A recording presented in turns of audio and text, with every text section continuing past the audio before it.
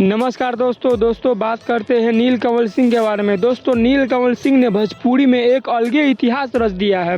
दोस्तों नीलकमल सिंह ने Khesari Lal Yadav, power star Pawan Singh सबको पीछा छोड़ दिया है गाना के मामले में। दोस्तों नीलकमल सिंह आज एक गाना निकाले जिसका नाम है डांसर पिया। दोस्तों यह गाना मात्र 12 घंटा में 2 मिलियन क्रॉस कर गया।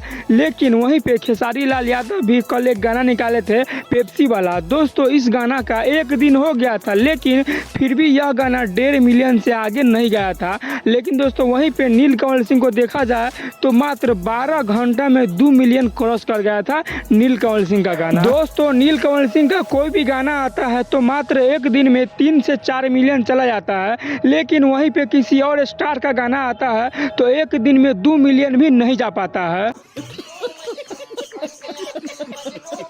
दोस्तों इससे साफ पता चलता है कि नीलकमल सिंह पूरा भोजपुरी में गाने के मामले में सबसे आगे है। चुप, बिल्कुल चुप। हिम्मत कैसे हुई तेरी मुंह खोलने की।